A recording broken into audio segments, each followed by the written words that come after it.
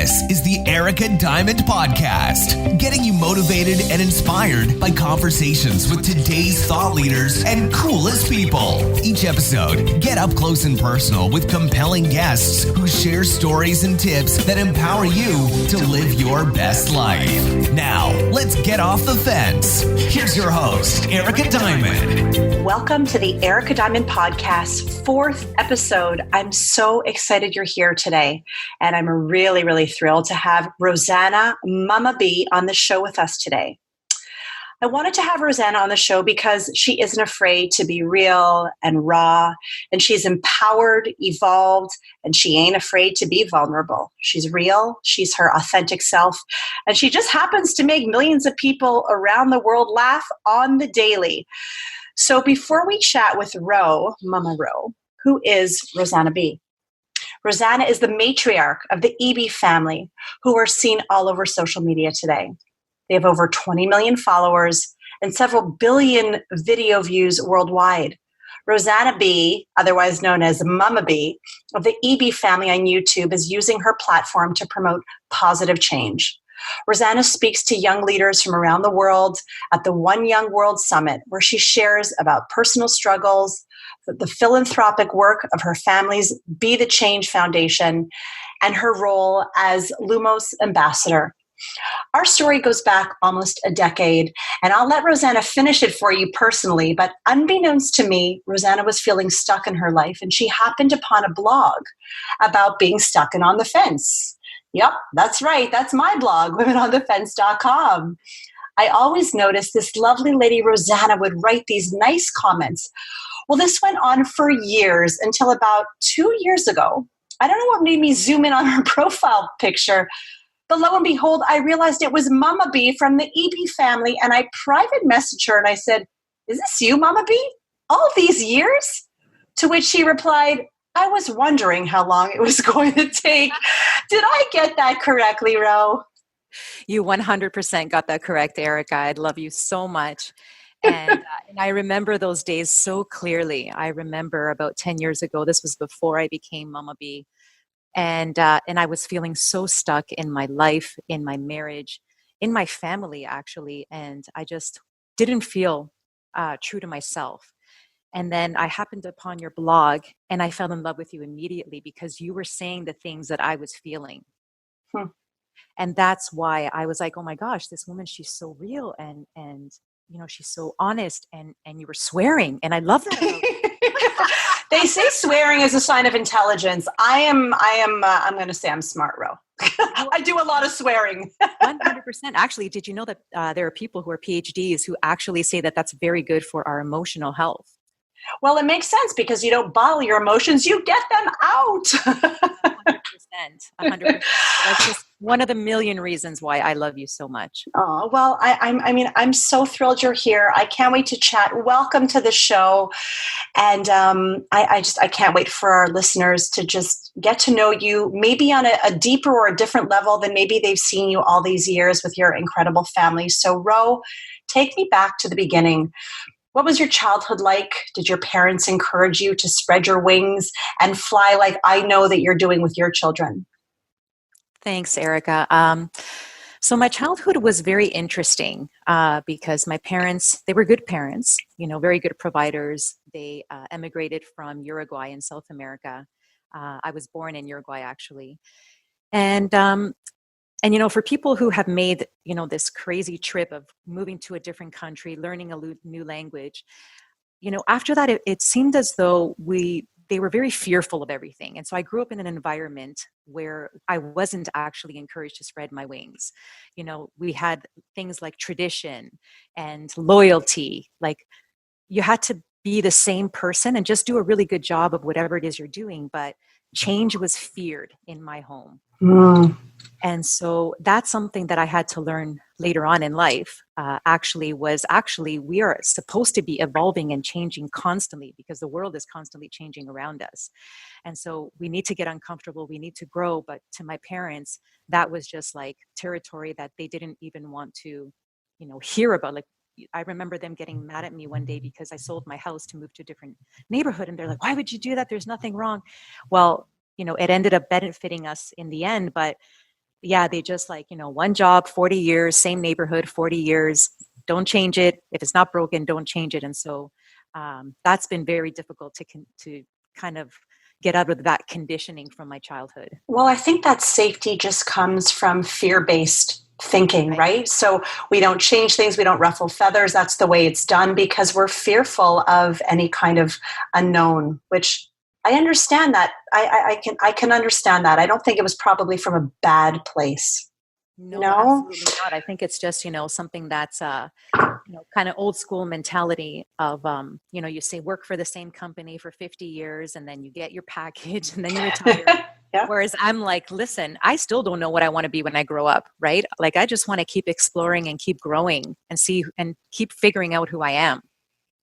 Yeah. Well, that's been so wonderful to watch you. I mean, we're watching you do that publicly. Right. And that's, we're going to get into that experience of you evolving. It's been beautiful for me to see. So take me back. Yeah. Take me back also, if you may, to some of the darker experiences growing up as a girl and a young woman. I know, you've spoken at my conference and I know that there was a room of 100 women and maybe that message didn't spread beyond that room, but whatever you feel comfortable sharing with us, I know you experienced some trauma growing up and what did you learn from these experiences? Wow. How much time do we have, Erica? As much as you'd like, usually about 45 minutes in total. So, but we got more questions. So I'll try to keep it very, very quick, but absolutely. My life has not been one of ease, I would say. From a very young age, I struggled a lot. I shared how I was molested when I was 6 years old. I was molested again when I was 11. I learned very early on that I was a sexual being. And I think that that's a huge problem we have in our society where we sexualize children. Actually, we live in highly sexualized environments. That really bothers me where it's all about, being sexy and being beautiful and your body and this and that. And no one's actually focusing on the inside. Yeah. And so from a young age, you had to be sexy. That was your role as a female in this world, was to be beautiful. And I remember the messages as a child, when and to please a man, right? And to be sexy for a man, not for yourself, for a man. When I look at my daughter today, and I think to myself, when I was your age, the messages that were said to me was, you need to learn how to cook because if your husband gets home and there's no food on the table and the house is dirty, he might hit you or he'll cheat on you. Right? Wow. No. So, it's true. It's insane. And so now, like, the messages to my own daughter are, get your education, be strong. I want you to be resilient. I want you to empower yourself. I want you to surround yourself with strong women who will lift you up and you can lift each other up and you can be queens together. And so, I'm just grateful for evolution, for changes in parenting and just in family in general.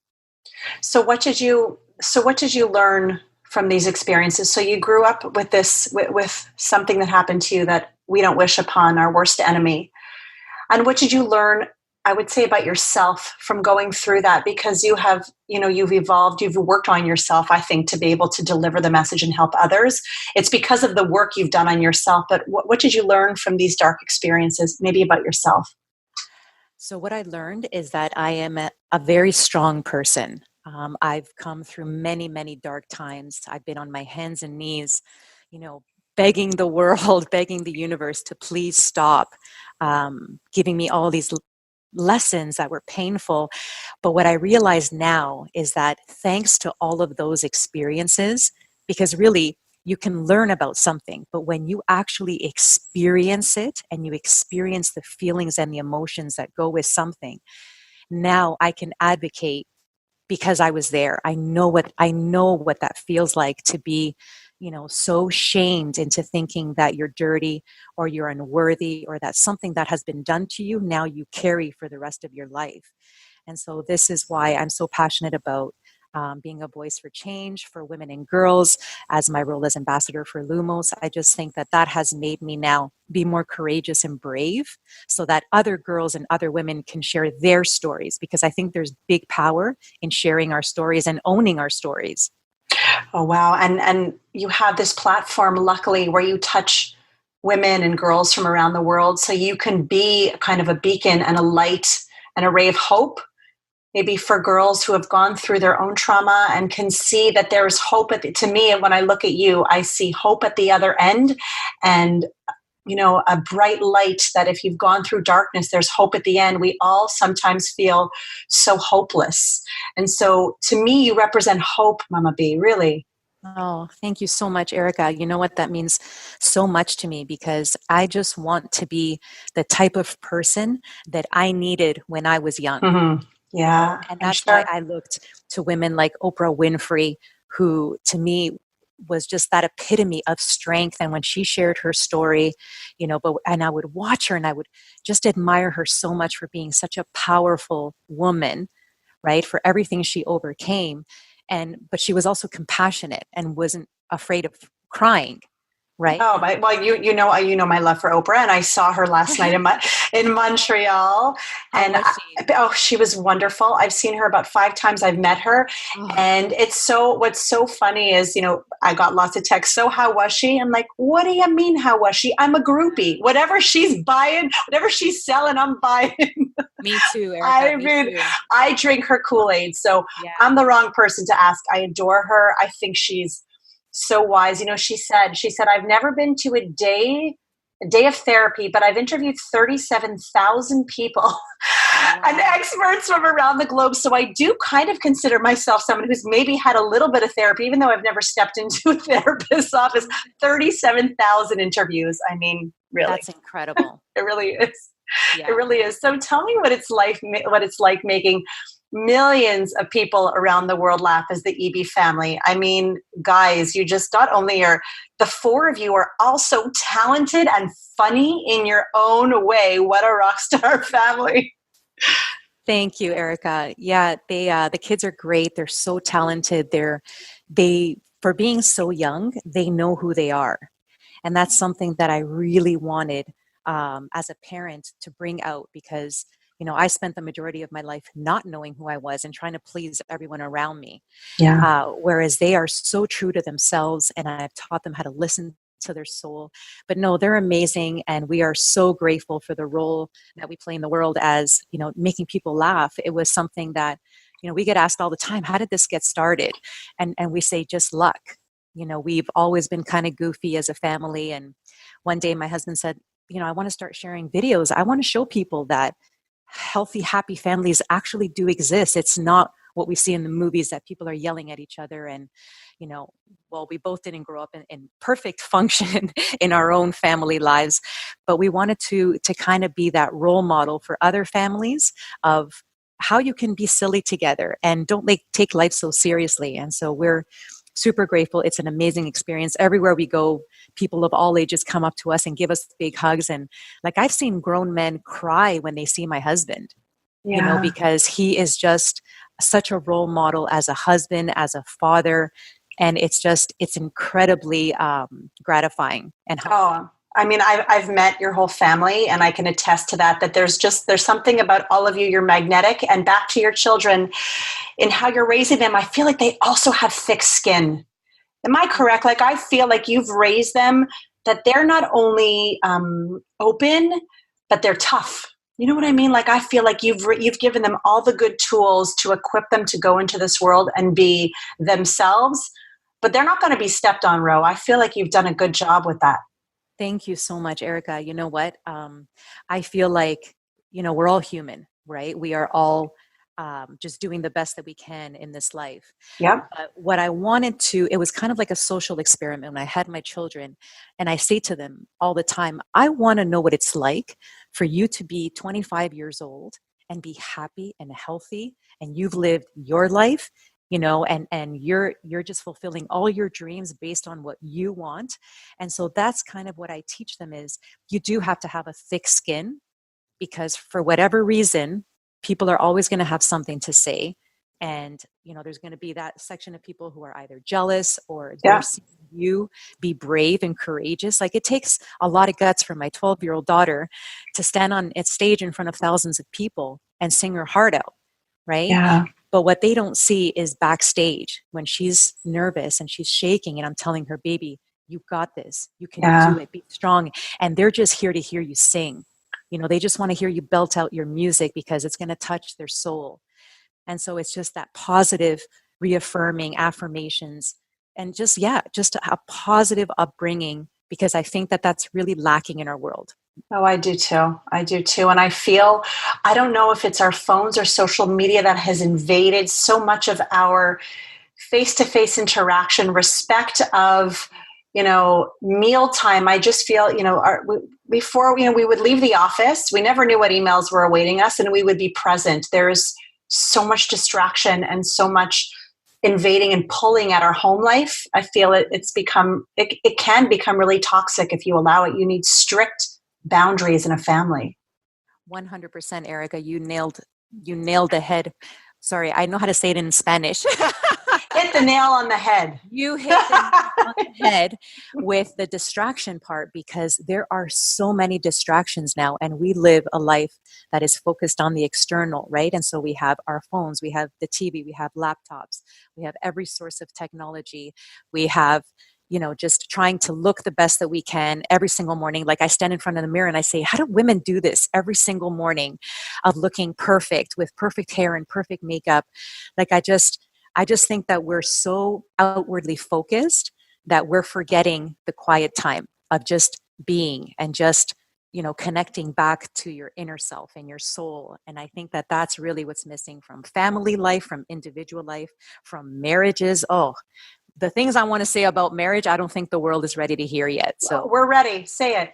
We're on it. My father calls it IRP, immediate response policy, which means you got something to say it. Let's say it. Yeah. What do you think? I want to hear. Let's hear. You know what? I think we need teachers again. Like, remember we used to have those sex therapists and stuff like. Yep. Like, honestly, Erica, I'm ready to be a sex therapist. I want to help couples to start loving each other, get some sexy time between each other. Yeah. What does that look like? It bothers me to see so many families around me who are falling apart, right? And they don't know how or what to do to keep it or where to start. Well, first of all, so that would be really great, because you go from making America laugh, then you're going to inspire us on the mat, as we'll talk about you becoming a yoga teacher, and then sex therapy. I think that you're just a one-stop shop, Mama Ro. You're going to get us healthy, you're going to get us in love again, and you're going to make us laugh. Sounds to me like you're the what do they say about Justin Timberlake? Or Beyonce, they're the triple threat. That's what I wanted to say. You're a triple threat, Ro. I love that. No, but I agree with you. I think that marriages today, we need a lot of work. And also about marriage and it's so funny, right? We go to school to law school to learn how to become a lawyer, or, medical school to become a doctor, but there's no schooling or manual how to be a wife or a husband or a mother. And so we look to people who are self-proclaimed experts, but I don't think anyone has the answer to what's right for our family. I think that we're all kind of, I never listen to the experts half the time. I feel, if the experts tell you to put a kid in their room and give them time out, when my child misbehaves, I hug him. And I go in and I say, tell me what's wrong that is causing you to act out this way. And I hug them instead of isolate them. Whatever the experts say, I found I've done things wrong, and that's the way I was raised. My mom did everything wrong, and it was beautiful and loving. So I feel that that's kind of what works for our family, but every family's different, I think. No, I think you have to go with your intuition, definitely. And we've definitely not done things traditionally in our home. Like, we used to get criticized for our parenting from both sides of the family, actually. Whereas now they say, oh my gosh, your kids are so well behaved and so polite. Well, yeah, that didn't happen naturally, right? You worked your butts off to make that happen. 100%. And like you say, it was through love. I think love's it's a cheesy thing to say, but I think really love is the answer to so many, so many sad things. Love is the answer. Absolutely. I know you agree. So Rossana, what do you love about this platform to be able to create positive change and make an impact? And then on the flip side, what do you dislike about it? Oh boy. So what do I love about like sharing our stuff on social media? Having this big platform, both for your family and for, the work that you're working on now, just to be able to make an impact. What you say is really closely revered and honored, and that's a lot of power. How do you, what do you love about that? I think I just love the fact that I can touch people's lives in different parts of the world without physically being there. I love that, I can connect with a girl, for example, in Morocco, as I did, who messaged me because she was raped by her uncle. And so she knew my story and contacted me. And, I had the choice of writing back or not writing back. But of course, I wrote back because I saw that she needed someone and she couldn't speak to her own family. And so I said to her, the first thing you need to do is tell them. And she said, oh no, I'll be at fault if I tell them and it's going to be so wrong. And I said, listen, honey, you cannot hold on to this. You have to tell people, and they have to be able to protect you and be there for you. And so I think that, it's great what we've been able to achieve, which is making people laugh, to bring some joy into their day. But for me, what I absolutely love is the fact that people can connect with me and not be afraid to speak and to share their stories and to get some feedback that they might otherwise not be able to get from the people around them, because we still have these taboo things where you can't talk about certain things and people feel uncomfortable.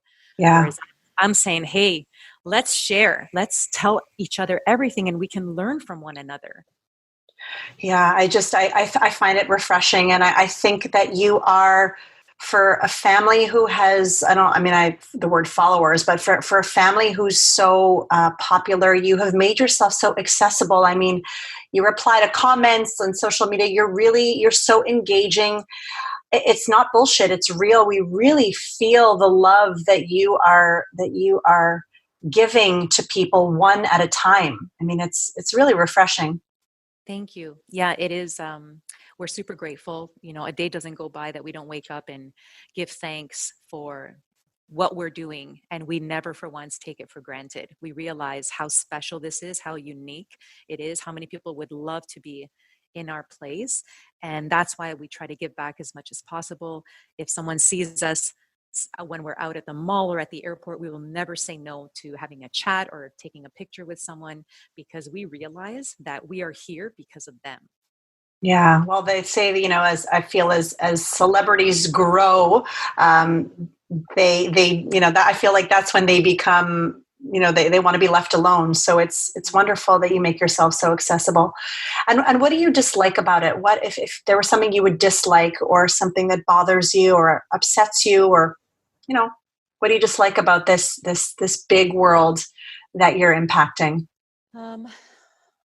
Well, I think it's just still the negativity that exists, that people can so easily, using technology, can really ruin someone's day. And so I'll be very honest, we've been doing this for 6-7 years now, and it still triggers me when we get a negative comment. And I have to remember, I just got 300 positive comments, and it's that one negative one that will sit with me and it'll hurt, because this is my family. These are my children. We're not actors. We're the real deal. Yeah, it's real life. And so, they might say something about my son or my daughter or my family in general, and it'll just really, really hurt me, because I think to myself, that person must be suffering, in order to go out and hurt someone else. And then I sit with, why are they suffering? And I wish that I could do something for them to help them in their life, so that they don't now feel that they have to go out hurting other people, because misery loves company. Yeah, that's very self-actualized and evolved thinking. Most people want to do harm to the person who insults them. So that is really self-actualized and evolved thinking, as I said. Really, the fact that you feel sorry or want to help the person who kind of, hurts you. That's really beautiful. Well, what I've learned also, and I'm sure you feel the same, is we are told, and I know that you're learning this probably in yoga teacher training, we are told not to stay attached, and the laws of attachment. So we're not supposed to stay attached to the good and all the accolades and all the beautiful comments, because if we stay attached to the good, then we have to stay attached to the negative.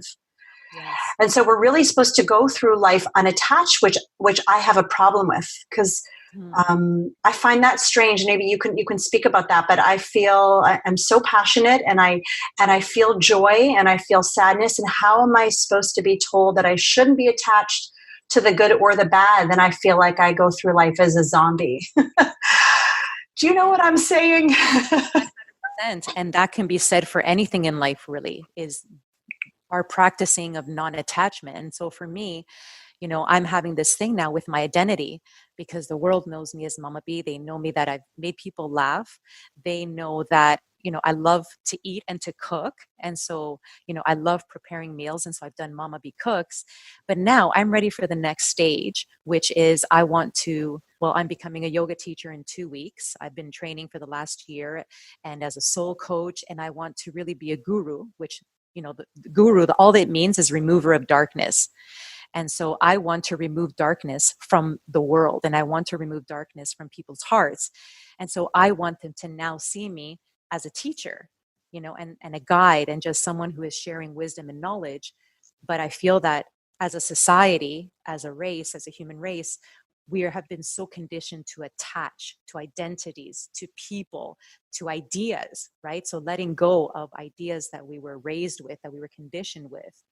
And so, I think it's just a daily thing that we practice, which is non-attachment. I've practiced non-attachment with my family, because everyone's kind of traveling to different parts of the world.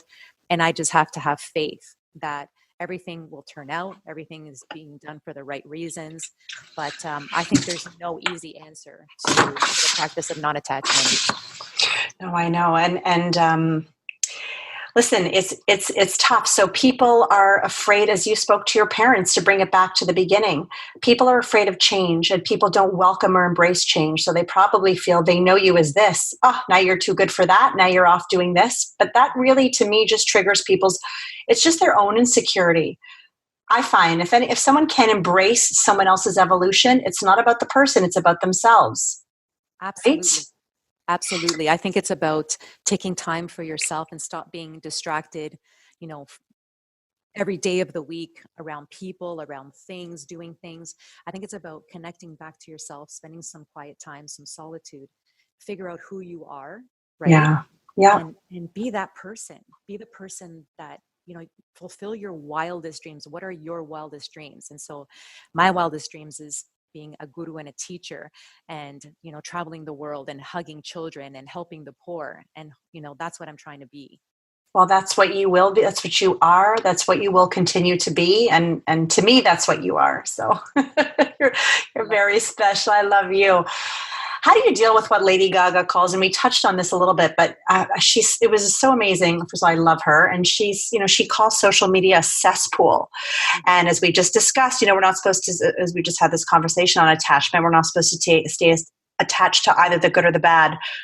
How do you stay grounded and steady when your job and your work's in social media? And we know you get, hundreds of love comments and then one cruel one, but I think we spoke a little bit about that, but how do you teach your children not to let that penetrate their skin either? You have more years on that, and you've done work on yourself. How do you teach your kids to keep their skin thick and not to let it penetrate them? Yeah. A lot of things. I think the main one would be, don't take anything personally. Don't take anything personally. Realize that everyone is kind of just trying to figure it out. Everyone's living their own journey. No one really knows what they're doing in this life. And we're just kind of moving along one day at a time. But yeah, I feel as though social media in general, it's just, I think it's just a lot of falseness. There's a lot of fakeness. There's not a lot of integrity. I just feel like the messages are completely wrong for the younger generation, right? Who is watching and they think, oh, so this is what real life is like. But it's not, though. You have smoke and mirrors, I say. It's all smoke and mirrors, Erica. And so like for my kids, I'm teaching them along the way what truth is. Right. Yeah. And connecting back to their values and their morals and what actually feels right inside of them, regardless of what you're seeing on social media. And so a lot of these people who I've met in real life, who consider themselves life coaches and teachers, they're a disaster Same with social media stars. In real life, you meet them and it's like, oh my goodness. But online, they're perfect people.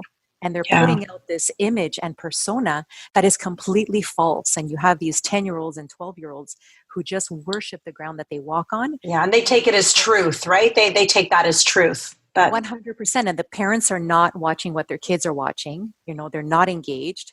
And so these kids, they're depressed, they're sad, they're anxious, and no one's figuring out why. It's deep. It's deep. Like, I say to my husband, can you imagine being a kid or a tween or a teen growing up today? When we grew up and there was no social media, I had no idea. If I wasn't at the party Saturday night, I didn't know what anyone else was doing. Right. But now, if you're not invited to the party and you're sitting at home on a Saturday night, you just have to open Snapchat or Instagram and see the amazing time that everyone's having, and you're not invited. And half the time, these parties are crappy or whatever anyhow, but you feel excluded and you feel like everyone's having this jolly old great time and you just feel less than. So to me, growing up, you have to be so strong in yourself. You have to be so solid. You have to have such wonderful role models as parents. It's tough. Yeah. You know why? Because it's all about the show. It's all about the show. Like you said, smoke and mirrors, the fireworks, why my life is so much better than yours. And this image of perfection, which doesn't exist. It's not real. Right. No, and so I much rather someone who can be honest with me and share about their struggles and how they've been able to achieve greatness than someone who wakes up, posts a picture, woke up like this. Well, you did. You had a whole entourage. No, but you know what? To your point, what I find, and this is really unfortunate, Rossana, I really feel that people only speak after the fact, right? We only know once someone has come out of rehab or someone is only, when they have the epiphanies only after. I wish that people would take us through their journey so that we could, people are only able to share, I find, and only get vulnerable after they're kind of on the other side and they're all strong again. But I feel that we need to know that we're okay and that the feelings we have are normal. I just kind of wish sometimes, like you said, less smoke and mirrors, more truth. Absolutely. And I think that there's just that stigma that, oh, you've been through this, so there's something wrong with you then. You're broken, right? But in fact, we are not broken. We are these whole, magnificent, creative human beings. And it doesn't matter what we've been through and what pain and what struggles we've gone through. We are whole, we are beautiful, we are perfect. And we're just learning through experience, right? So that we can now turn that pain and suffering, transform it into love and goodness and compassion and empathy for the world. Sounds good to me. So beautiful. If you're a beautiful person and you live in a big home and you drive fancy cars, like, you have more value. And that's just not true, because I've met a lot of people in big homes with nice cars and they're miserable. Absolutely. Well, we know that. So it's a smoke and mirrors moot point. We know it. So Ro, take me through, I'm sure we all want to know, what's a typical day? And I for sure know that no day is the same for you, but let's go through a typical day for you and your family. So the typical day is the kids go off to school. We wake up. Coffee is a must. Hell yeah. I cannot speak without coffee. 2 cups first of coffee. And then both my husband and I, we take our physical fitness very seriously. And so he goes to the gym, I go to the gym. It's actually really good for your mental health as well, like having just a good, rigorous workout. And also yoga and meditation are part of my day. And so what about your husband? Is he into meditation and yoga? Because mine's not. He's not either. What are we going to do? I've tried with the kids, but they're not there yet. But I'm hoping that, even though they're not actually doing the meditation and yoga, that all the yoga philosophy and psychology that I'm feeding them on the side is still, helping them to become. Yep. That the talk is helping them. That's what I feel. Even though they won't meditate or practice on a mat with me, same. I feel the talking at least it's getting somewhere. Absolutely. And then, after that, we usually come up with ideas. So my husband and I will sit down and have a business meeting, just like anyone would at a company or at an organization. And we brainstorm, we figure out, what work we have for the week, what videos we're putting out. We are very conscious of messages that we're putting out because we realize the responsibility that we have to our audience and especially to our young viewers. And so we will look at it from many different viewpoints. And, are we saying the right thing? Can someone get offended? Can someone get hurt? Can we offend anyone anywhere in the world? And so, it's not as easy as it looks to put out 6 years worth of material, and be completely sensitive to everyone in the world. For sure. I mean, all comedians, even Ellen, who prides herself on being wholesome fun, you got to be, sometimes it's okay. You got to take jabs. It's part of being funny. Yeah. I don't get offended at all. Honestly, I really don't. It takes a lot to offend me, but I know that, we've become we're sensitive. We're a sensitive society, as with some topics we should be, Yes. But I think people are too sensitive now. So, there's so many things we wish we could joke about, but then immediately we think, no, we can't say that. So, but maybe someday, who knows? Well, we used to. I just wrote a post on that on Instagram. I said we used to watch SNL, and they made fun of, all different ethnic backgrounds, including my own, and we laughed. Yes. And I feel like now we kind of have lost our ability to laugh, and laughter is what we need so desperately. 100%. I mean, we were having this conversation with my daughter because she wanted to post something on TikTok. And so I looked at it and I said, Gabby, you can't post that. You can't share it because people are going to call out black appropriation. And she said, well, what's that? And so I explained it to her. She says, but I love my Black sisters and friends, like sisters and brothers. I love them. I love their music. I love their culture. I love everything about them. They're like, so she says, so if I don't like them, I'm called that. And if I like them, I'm called this. She didn't understand the concept, right? Yeah. Because she was just thinking like, she loves Fresh Prince of Bel-Air. She loves just, the music, everything. And so it's just very, very confusing, especially to young people. But I understand where it all comes from. So again, it's just being mindful and respectful. For sure. So we spoke a little bit, so, we've touched on some of your good work, but where do you think that transition was from funny Rossana to truly your recent soul-bearing deep work? And when did you discover that this was your almost pivoted mission, or this was you're gonna help the world in this way? When did you go from funny family videos, and that you're still doing, of course, to that soul-bearing deep work? How did that happen? So I think what happened for me was that I was really getting tired of getting messages, especially from girls and women who said, Mama Bee, you're so beautiful, and I wish I had your life, and I wish I had your family. And, they didn't know what I had suffered in my life or what I've gone through to be able to be the person I am today. And so I said to my husband, I need to share about my life. I need to share about myself. And he said, oh, are you ready for, what that can open up? In that people will maybe want to ask more questions or look at you the wrong way or whatever it is. Like, he was very fearful for me and very protective. And I said, you know what, if they're going to love me, I want them to love me for the right reasons. And I want them to know that this woman who's been making this, making you laugh with her family, she has a dark story to tell. And maybe something in it will resonate with you, and maybe you can learn something and realize that you too in the future can be happy and laugh. But, it was just like I couldn't handle the adoration anymore for the wrong reasons. I wanted people to love me because of my realness, not because I'm putting out this image of perfection. Wow, the 360-degree version of you, right?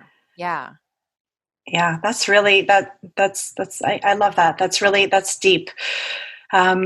On that note, what has motherhood taught you about yourself, and what do you think the secret is? So I guess this is two questions, but I want to know what you've learned about yourself through mothering your children, and what you think the secret is to not getting too lost in your child and husband's life, like keeping your own identity. And I know you have your own identity because I see it, but well, let's start first with what motherhood's taught you about yourself, and then I want to know how you preserve your own identity. I think what I've learned for the most part is that it's really hard being a mom. And so I grew up with this illusion of what it would be like to be a wife and mother, and I feel like my mom kind of sugarcoated it big time for me because obviously she wanted grandchildren. But it was like, it's really hard. It's really hard to have children, to raise them to the best of your ability, to be a teacher 24 hours a day, to be a caregiver, to still be connected to your husband, to have a romantic life with him, and you're still being motherly. And so it's just walking this fine line, this balance. It's like a balancing act every single day. And also not to lose yourself, which is what I did for many years. I lost myself. I didn't know who I was. I wasn't doing the things that I loved because I was so focused on the kids and making sure that they were healthy, happy human beings. So I just think that, we sugarcoat the reality of motherhood and being a wife in our society, and we need to get more real and tell the real stories of what it's like so that the next generation can know exactly what they're getting into. I met, I have a neighbor, and he had been divorced 6 months. This was about 10 years ago. And he said to me, and I thought it was so smart, he said, Erica, always put your husband first before your kids. He said, because if the unit is not together, the whole family can't be together. So your husband always needs to come first before your children. Don't make the mistake that I made, which was we put the kids first and the responsibilities and carpool and feeding and homework before us as a couple. And we didn't make it.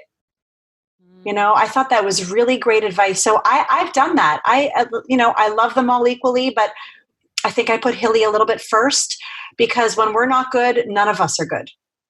I completely respect that. I don't do that. Like I will toss my husband in the ocean.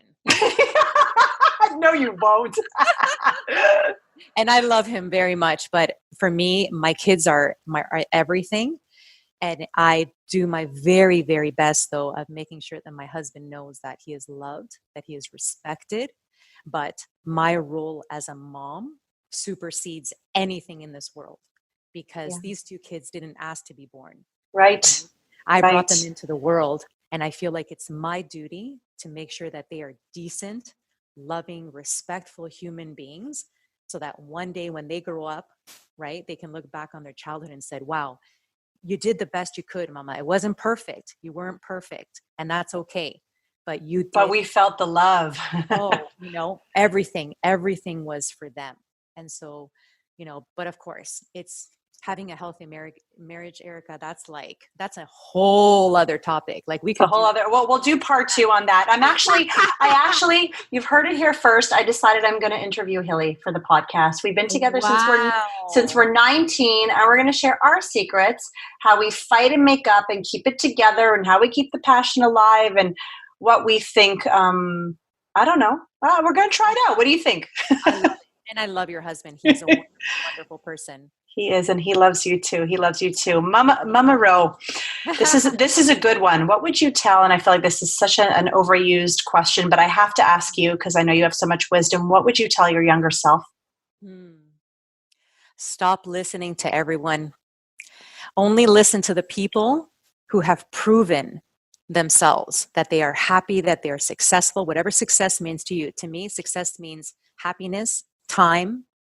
Like people can have all the money in the world, but it doesn't mean that they're happy. And so I just feel like I've had so much noise around me from the wrong people.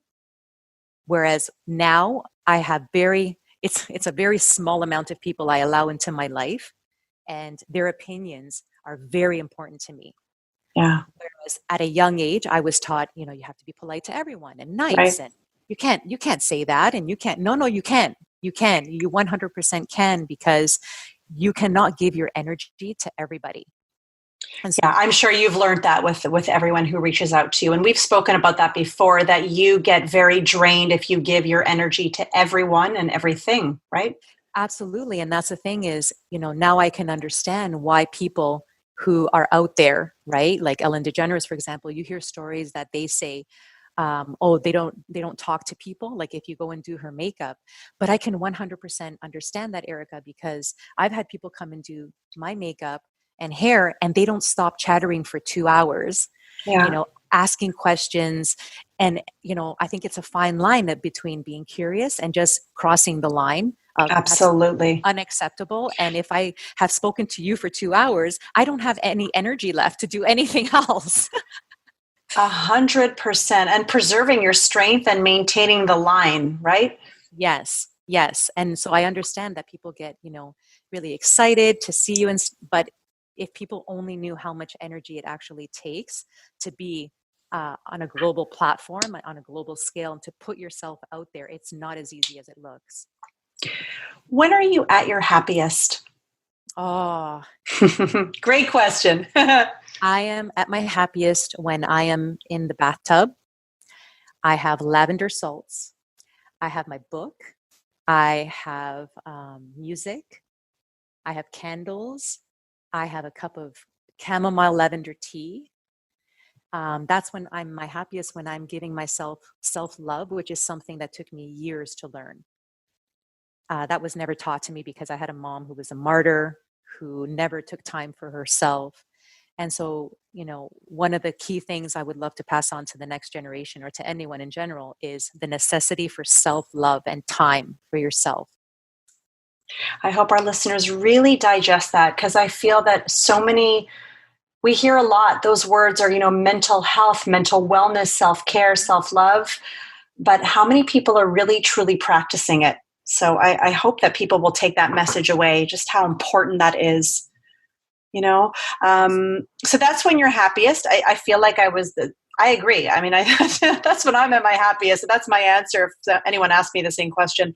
But when are you at your most, so we know when you're at your happiest, but when are you at your most vulnerable?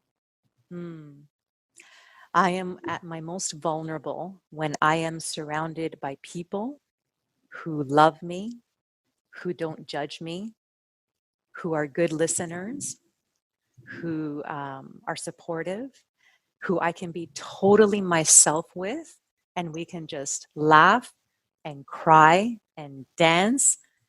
That's when I'm most vulnerable, when I can just be myself with no masks and no worries.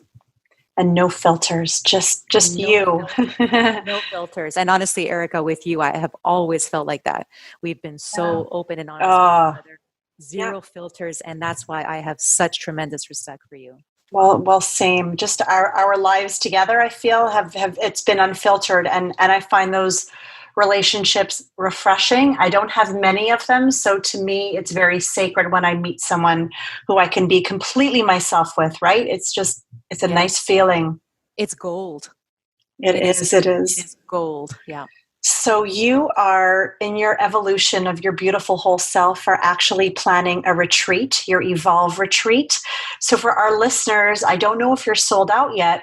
If you're not, if there's any room left for anyone listening, tell us about this incredible, oh my God, it looks like if I had to build a perfect away time for myself, it would be this. So tell me about your Evolve retreat.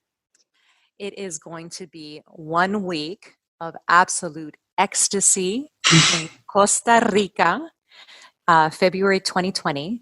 And really, my partner and I, my co-founder and I, her name is Tracy Sograti. She is one of my dear, good friends and also my teacher. So she is my guru. And, we had been talking together, and she has her own story as well of becoming someone who is so strong and knowledgeable and powerful. She's a scientist. And so she'll drop knowledge and then she'll back it up with science. And that's what I love about her. And so, we were just talking one day thinking, wouldn't it be awesome if we can take like 60 or 70 women away with us and make them strong and to teach them everything that we've learned? And then we said, well, why don't we do it? And so that's what we did. We came up with Evolve Retreat. You can check out evolveretreat.org. There are still a few rooms left. And what we're going to do is just do a lot of workshops teaching women how to get strong, how to overcome struggles and fears and social conditioning. We have a powerhouse team of 5 women who are going to lead various workshops and meditations. And we have someone doing goddess flow. So we're going to connect back to our sexuality, to our bodies, which is taboo in our world, right? Like we don't really teach young girls to be proud of their bodies and to connect with themselves physically and to, just appreciate who they are. This is something that is near and dear to me, especially because of my trauma that I've experienced in life, which again is something that affects your marriage. When you've had sexual trauma, it's very difficult to bring into your marriage with your partner and have a healthy sex life. And so there's just so much going on. We're super happy, super proud, and it's almost sold out. So crossing our fingers. Oh, I'm sure it'll be sold out. That just sounds just like a beautiful, how long is it? How long is it? A week? Is it 4 days? It's 1 week. Yeah, 1 week. And it's at the Bodhi Tree, which is absolutely spectacular. Beautiful food, beautiful vista. It's just, can't wait. I feel like you enter that retreat tired, exhausted, overtaxed. And I feel like you walk out with this like glowing radiance of light and knowledge. I mean, it really, really speaks to me, this retreat. I wish you all the best of luck with it. And if I can make it in February 2020, I'm going to be there. That would be a dream. And to close us and to kind of lead us home, Mama Bee, what is next for Mama Rossana? What is next is just to continue sharing my heart with the world. I feel like there is a role that I want to fulfill in this lifetime, and that is just to offer love, healing, and peace to as many people as I can, to as many countries, as many ages, sexual orientations. I don't care who you are. I want you to know that there is someone who loves you, who wants the best for you, and someone who wants to share their wisdom and knowledge with you so that you can have a powerful, successful, happy life.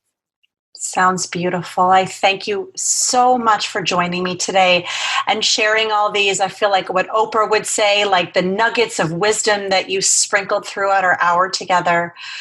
And it was an absolute joy to be able to share you in this kind of way, that may be a different way than maybe the world has seen you before, but this is you now, and look out, world. Thank you, Erica. This was so much fun. And I wish you so much success and happiness. Mazel tov on your new podcast, and just abundant blessings to you and your family. Right back at you, beautiful woman. And we will speak soon. Thank you, everyone, for listening. Thank you for listening to the Erica Diamond Podcast. For more inspirational content, head over to womenonthefence.com. Loved this episode of the Erica Diamond Podcast? Subscribe on iTunes and leave a rating or review. It's very much appreciated. Until next time.